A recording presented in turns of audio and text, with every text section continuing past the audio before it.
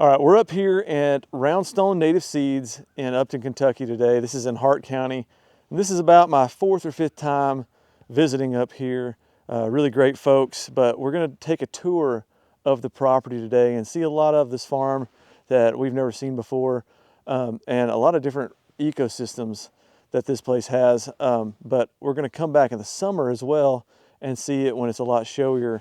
But excited to show you all around, and really excited that John Seymour is going to give us a tour of this place. All right, so what we're looking at in this little field, this is a seed production field, and this particular plant just happens to be wood oats, or Chesmanthium sessiliflorium. And this is a good old Alabama ecotype that we got off the Solon Dixon Center years ago and brought here. And even though our climate's a little bit different, the main thing it needs is shade. And you can see we're down in this little hollow, and it doesn't get a whole lot of sun, but it needs partial sun. But the problem with it is that it doesn't like competition. So the way we keep it open is we weed it by hand, we push mow by hand, and we clean and we clean and we clean. The problem with that is there's no other native vegetation to keep it upright or erect. And so when we do that, it just wants to lay down and drape over, and we can't have that because then the seed will be on the ground and it'll fall off. So we go through, and you can see they physically tied each and every bundle back up, my work crews, with a leaf that came off the plant or with a string. And that way we can come through and we just cut it off with machetes, hand harvest, and then we have to go thresh it. So this is a whole lot of work, but it's a whole lot of seed in it. So this is not a restoration, it's a recreation. What we knew Michaux had, what he found, and we talked about what he'd pressed and putting that herbarium in France, and the species we know should be here. So I did this one special for my dad right here by his house. But this is all the stuff that we know should have been right here in the state of Kentucky in the short grass prairie. And, you know, it's beautiful to me right now. However, in the summer and the spring and the fall, it is just a multitude of colors and sweeping colors and ever changing. And if you stand out here, just the sound from the different insects, it's just constant buzzing. So this is the pinnacle of what we do. This is what I love, to be able to recreate this. Yeah, this is awesome. The blowing in the wind of the grasses, man, that's, to me, that's just as attractive as it is at the showiest in the summer. We ride horses a lot, and I always make sure that we ride through here. Just riding through, and then when the settlers talked about coming through and Michaux, and that they could take the grass and wrap around the horn on their saddle, that it would be so tall. Wow. In the summer months. So that's when it's still growing, not just seed head. Is this, and this was the same area, I guess, of Kentucky where he had, he was the one who described the strawberries, right? The wild strawberries staining. Yeah, sure was. Staining the hooves of the horses. Staining them red. That's crazy to think of that many wild strawberries being here. It's crazy to me to think all these hillsides that could just be rolling and like they are, but be completely vegetated and grass only. Yeah, what I like is it's like, it's almost there to probably back to what it was, where it's a mosaic of woods and savannas and grasslands and cane breaks, and it's all just a patchwork, like a quilt of those ecosystems. And that's probably closer to what it would have been, right? I think so too. And it's moving out about 3.5 foot a year on average. That's how much it's traveling. This thing's gigantea. Yes, but I've never burned it. So my problem is right through here, I had successional growth. I had trees come in, and as soon as the trees came in, the cane just went down to nothing like we saw in the woods. Yeah. So I came in here and we cleared all that out by hand. I still got some shade, but it is my hope that that's all going to come right back and come back to the same height it was. So if you ask me, cane cannot survive without fire because the trees are always going to shade it out. Yeah. It needs shade the first year. And if you look right here, the first year that it establishes, that the runners are coming. Like when the new sprouts shoot up, like this year, these will be out here without shade on one side of it. These suffer greatly. So it's like creating the perfect amount of shade on its own, and it continues to increase. And so like I told you, in the greenhouse, it didn't like it because it got full sun. Everything I pitched in the edge of the woods did great. Yeah. The same thing happened here. So when I cut cane, the new runners didn't do as well as where I didn't cut it behind it. So to me, it's just nature's way of partial shade, but it's got to have fire to keep the trees from shading it too much. It's like how people say, you know, it makes its own gravy. Absolutely. It's like river cane makes its own shade. I should have made eye contact with the camera as I said that so Luke couldn't. So this is a patch of cane, this is a patch of cane, and they're kind of coming together. This ain't nothing. However, all that stuff they talked about Boone and how much time he spent there, and he would just go camp out in the cane breaks where he couldn't be found, even though he was being hunted. And when he went back to find his son's remains, and they came up on him again, and Yeah. he went right through there. So let's just take a little walk through here. And this is a path between the cane. A patch of what? A path between cane. Oh, path between canes. 900,000 acres of it here in the state. And look at how many tracks are down here. Yeah. The path between. Tons of animals. Crisscross, all different kinds.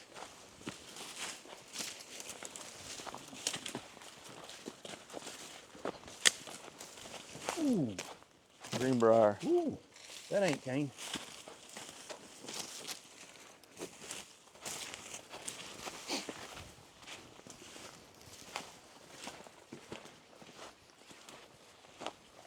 Man. I don't know, man. And the horses, you can't keep their heads up. They're eating it constant when they're walking through. Love it. As soon as you go through here with the horses, they just... Yeah, as soon as they smell, even horses that have never been by it will come through, and they're just cropping it off as we come through. That's crazy how they know that it's something they should be eating. It's got to be a smell. It's got to be the sugar or something. Man. So there's stories of like walking through those trails through cane breaks, and like once you get in there, it's like there's really nowhere to go but back where you came from. No. And there's been maybe I'm making this up, but I thought I've heard of stories where people have been walking through a cane break and came upon a herd of bison, and they got trampled while they're Spooking them. Yeah, spooking Wow. them. I don't know if that's true or not, but I've thought I've read that somewhere, and it makes sense when you're walking through there like that. And, Those that tight was just- quarters. That was for 2 meat. We'll walk back through a little denser here. Oh yeah. Get through. It's easy to see how you can get lost in here.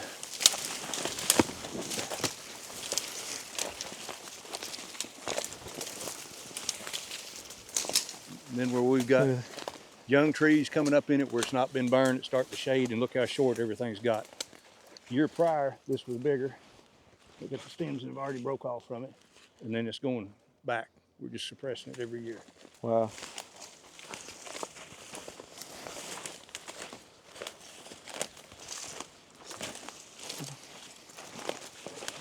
This is cool.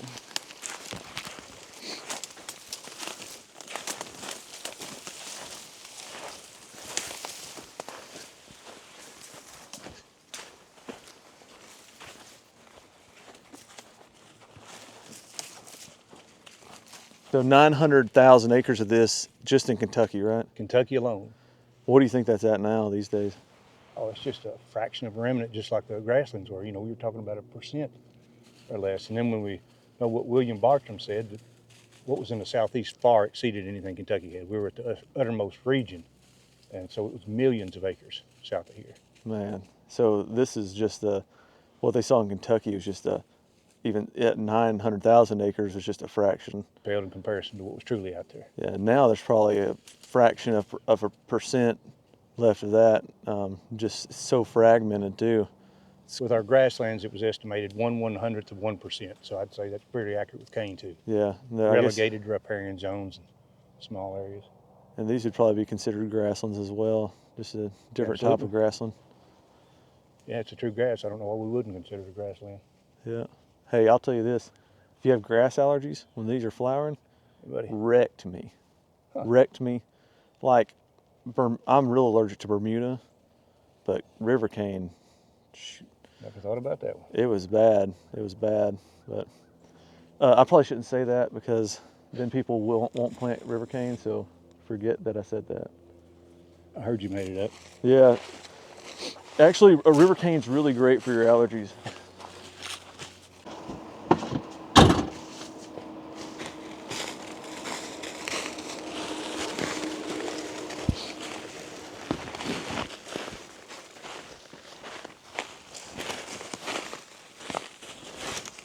So that's pretty much a shear drop.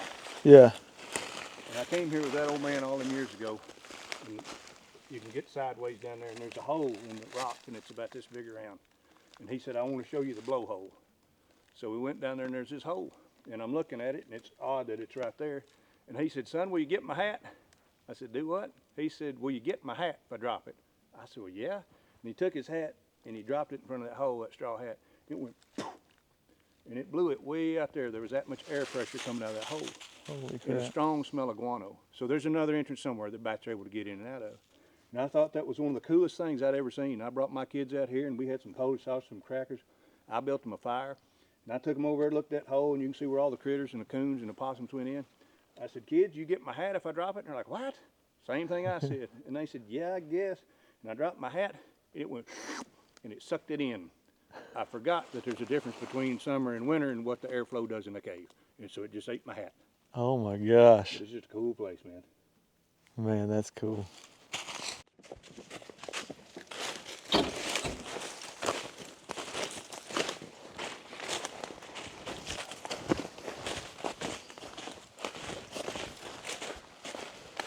I think I'm at the right place. Wow. Maybe.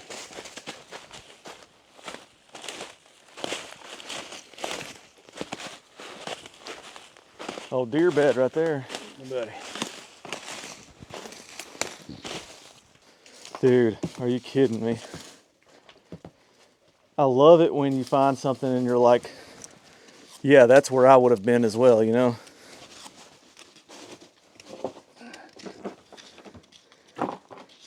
Yeah, filled up. What were they processing there, you think? All right, so this is called a hominy hole. Hominy hole. So you think of hominy, you think of corn. Yeah. But basically it's grain. This is much deeper and it's showing this is frozen here. It's just got a lot of dirt that's blown in. However, like we looked at that pestle earlier, Yeah. as far as grinding. So a lot of the Muskogees and the Cherokees, and they all talk about a lot of the same things, but hickory nuts were a big part of the diet as well. So they would take the nuts and they would crack them. They'd put them in here, they'd bust them up. Then they'd pull out and they'd put it in a pot and then they boil. So the hulls float to the top, and then you've got water and this other substance in there. Then you boil off the water, and it's almost like a peanut butter type substance. But then they would put in all this other stuff, almost like a pemmican, and those are called ganushi balls. It was one of their #1 food sources, and they would take it and they would pack it with them. They'd have it everywhere. So the hominy hoes were primary for this, and for acorns where they can make acorn flour. Of course, you got to get the tannins out of it as well. But this is a place that they set up to basically produce food, prepare food. That's awesome. And it's usually under ledges and overhangs where they're protected from the weather. They got fresh water right there below them, protection. We're on the east side, so the wind's coming over the top of our hills. It's a little over 500 feet difference in elevation from the creek down there to the top of the bluff above us as well. And this whole string line of bluffs has got these in them. Wow. That is awesome. I've seen, okay, so I've heard of the hickory nut, that, like, it's almost like an oatmeal. And our friend Jesse from Farrell Foraging made some hickory nut milk that we drank one day, and I actually accidentally boiled it over the top, and so it wasn't exact, but it was delicious. It was like a. I told him, I was like, man, this would, if you can make a coffee creamer out of this, it would be like the best creamer you could have. But I've heard those balls were like, it's like a portable like oatmeal, like they could have made. Just, something intact that they could pack with them that wouldn't want to spoil. Yeah, they'd probably been great food for young kids. I'm sure. But there's a certain amount of, you strain it, and even if you get online today, even indigenous people, they're showing you how they strain, but you still get a little bit of hull in there, and a little bit rough on your teeth.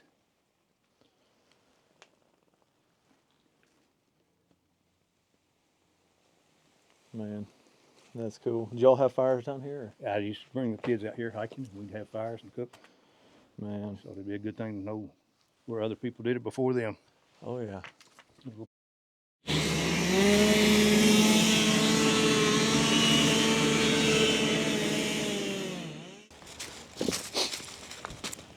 Yeah, this looks awesome, dude. Man. So the pink, is that staying or going? All the pink stays for sure. And so the unmarked stuff, it might go, some of it. Some of these pink may have fell off, or if it's oak, we're leaving it for right now. We're going to make sure that our basal area suits us, and then we can always come back and thin more. Cool. After that. So this is our Savannah restoration project, and we've started doing this on our own. and hopefully it's going to be a catalyst to a lot more research for this type of restoration here in the state of Kentucky through EQIP programs as well. So basically what we've done is we have identified this area that is terrible for growing trees, and it's because of the limestone outcropping. So most of the stuff here are unfavorable trees, not highly marketable trees. And historically, we do know from 1951 aerials that this was a Savannah grassland. I can tell by the trees, I can tell by the grasses that were mixed in there. And so what we're doing now is we're going through and we're cutting out all the cedars first. Actually, we cut all the little bitty saplings by hand, cleared everything with machetes and chainsaws. Then now what we're doing today, like over here to the side, we're just dragging out the cedars whole. We cut the tops off of them, slick the logs up, and we're selling the cedar logs for posts and for cedar timber as well. Then we come back and we get all the firewood, we take it out. Then we come back and we get any favorable log trees that we can sell that are marketable, and we'll take those out. What will be left are the blackjack oaks, the post oaks, some white oaks, chinkapin oaks, and fire tolerant trees. So over here to the side, you can see the density of the cedars that were here, and a lot of the underbrush has already been taken out. So it's much, much thicker. It was almost like a thicket. And then after we've released it, you can see it's getting thinner and thinner. And on the other side of the road, which we'll see in a few minutes, that's a 4-year-old restoration that we did the exact same thing, that has come back in a multitude of native species, which are native grasses, wildflowers primarily, and we've already seen animals there that we never had there before. Is this a south-facing slope? Yes, this is a south-facing slope. South and southwest, it kind of arcs around, but it follows the channel of where the limestone is. So this would be also be the dry side of the mountain. Absolutely. So fire would have been more prevalent here. Yes. And it'd have been a lot drier. And so what moisture was over here is getting soaked up by these cedars. And so the old man that we keep talking about, Malcolm Michaux, told me that on this area that he remembered it being open, and they didn't have fences. He was basically like a shepherd when he was a little boy, and he talked about coming through with the cattle, moving them through, and then they would just burn it off. So we have a record that they burned it on a regular basis. Wow. And now that these cedars are here, they're shading this ground out year round, you know, not just during the summer when like hardwoods are leafed out. They're leafed out year round, so it's like year round shade. Absolutely. And that's really detrimental to the plants that are on the ground, right? All the understory is either suppressed completely, maybe there's a rhizome there, or maybe it's coming back from seed. But the way we're doing this and dragging those cedars across, we're just barely scuffing the earth, just enough to make a good seed bed. And then so within 1 year, we're seeing that early successional growth removed, and then the new natives coming back in. Awesome. So what all you got out here? This came up naturally. Is this big blue? So the thing I like about it is that it's not dominant big blue or Indian grass like we see in a lot of the other prairies. That's almost like a third stage or a lesser amount of it. So the forbs came first, and then what really came in heavy was some early fall panicums, dicantholiums, asters came in, goldenrods came in, sunflowers came in, and then things like rattlesnake master came in quick. And we know when we plant rattlesnake master, that's 3 to 4 years before it shows up. And that's either highly stratified seed or there was a part of a root system that was still there that just needed to be released. So it's probably the root bank as well as the seed I think bank. it's both. Yeah, and this is some really nice bergamot right here. That's pretty cool to see. And man, this just goes to show, like, that's pretty striking even in the wintertime, like just seeing those seed heads. I'm sure birds are loving that too. And the structure's still standing. All the snow we've had, it's still standing up. Look there, seeds are still in it because it hadn't fell down yet. Yeah, crazy. Y'all have brought this place back to life. It was still here. It just needed some help, and it's crazy that you gave it the sunlight that it needed, and this is what's returned. It's like it's not much more satisfying than that. Crazy. Did I see gama grass out here last time? I've not seen that. No, I don't think thought so. I'd actually. And you may have. I saw something up here that was, maybe it's Elliott's. You don't have Elliott's? Yeah, there's absolutely Elliott's. Elliott's, that's what it was. So this will all be extended that way. So when it's all said and done, we'll have a little over 30 acres right here in this one block. So all those big glossy brown leaves, those are the blackjack. So that's a blackjack leaf right there. And then you got post oak in here as well. So those cross-shaped ones, that's your post oaks. And that looks really awesome. You got a good mix of like thicker, this is like more of a density of oaks, and then over here it's more open. It's like a good mosaic of different. Handful of crops.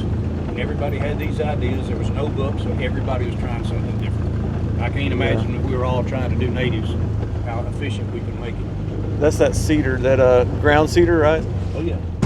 That's a cool one.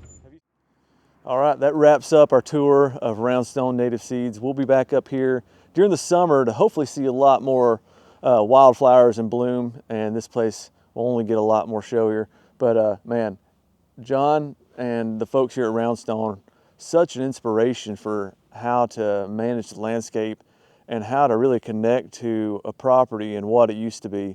Hope this maybe inspires some of you guys to dig deeper into what the places you manage used to look like, and maybe encourage y'all to better manage those. Dadgummit freaking. And then if y'all want to just get out there and do things.